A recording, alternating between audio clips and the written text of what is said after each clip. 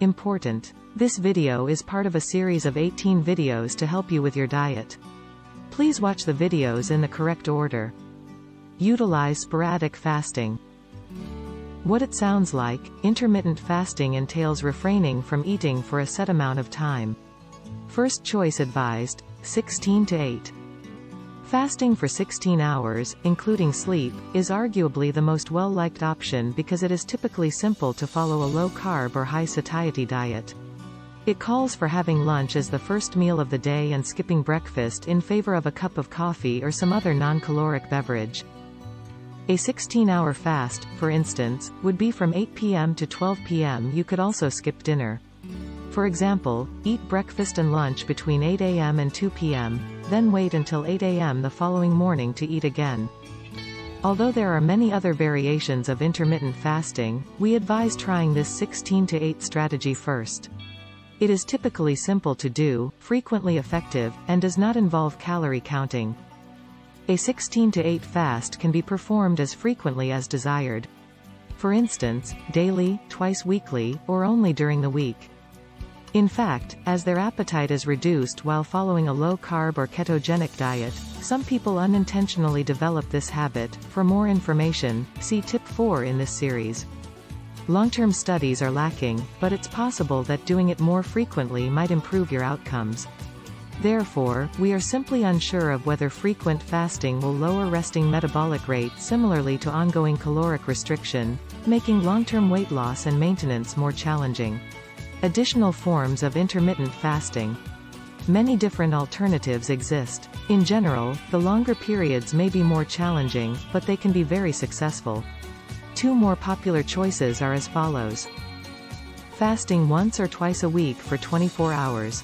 For some people, especially when following a ketogenic diet, which typically suppresses appetite, this can be both effective and simple. Diet plan 5 to 2. 5 days a week, consume as many calories as you need to feel satisfied, and then on the other 2 days, consume no more than 500 or 600 calories per day, depending on gender. Even though it requires more planning and calorie counting, some people still find that they enjoy it. If you're hungry, why not eat? Advice to eat when hungry does not conflict with advice to practice intermittent fasting, does it? Yes, to a certain extent. As a first option, we advise eating when you're hungry, and we advise always eating until you're full at meals. Intermittent fasting, however, may be a useful tool in your toolbox if this is insufficient.